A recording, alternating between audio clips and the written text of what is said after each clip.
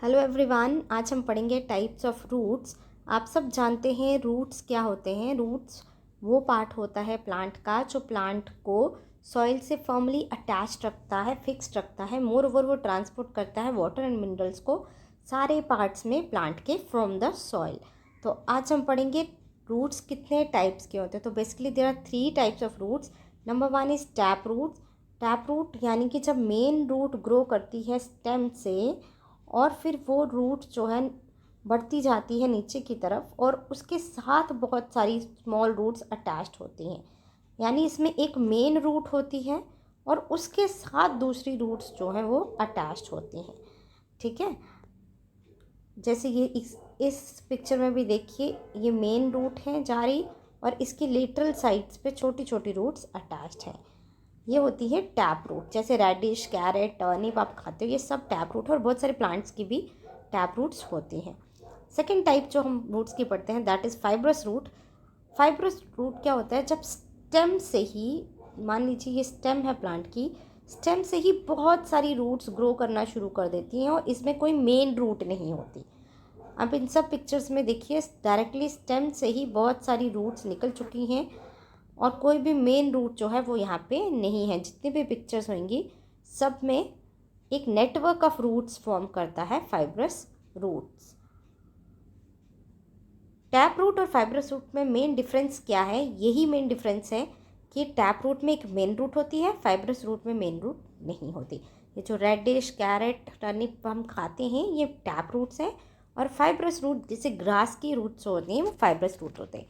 अगर आपको कोई पूछे कि दोनों में से स्ट्रॉन्ग रूट कौन सी है, तो फाइब्रस रूट ज़्यादा स्ट्रॉन्ग है, क्योंकि जितनी ज़्यादा रूट्स फैली होंगी उतनी ज़्यादा वो सॉइल को कवर करेंगी और जितनी ज़्यादा रूट्स सॉइल को फिक्स पकड़ के रखेंगी उतनी ज़्यादा वो प्लांट को फिक्स रखेंगी।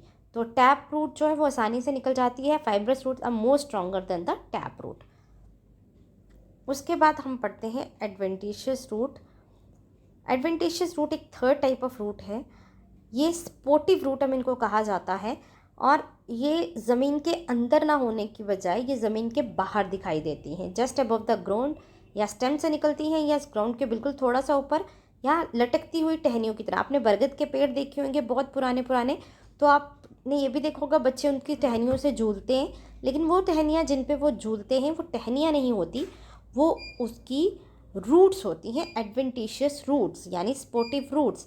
मान लीजिए ये पिक्चर मैं आपको दिखाती हूँ, जैसे ये एक बरगद का पेड़ है तो ये इससे रूट्स निकली।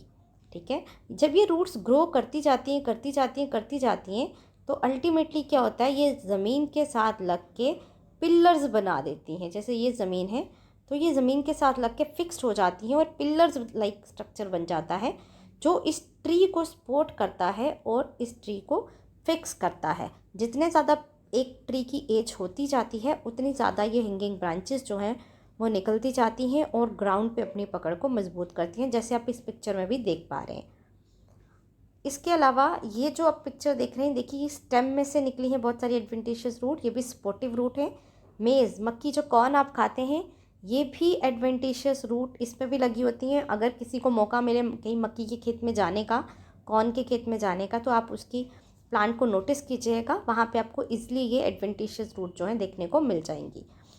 अब और एडवेंटिशियस रूट वो होती है जब रूट्स में से एक कोई रूट निकल जाती है और वो एक नए प्लांट को राइज करती है, तो उस रूट पे जो रूट आती हैं वो एडवेंटिशियस रूट्स होती हैं। ठीक है, क्योंकि वो एक नए बड को या एडवेंटिशियस बड को राइज करती हैं। That was all. Thank you, have a nice day.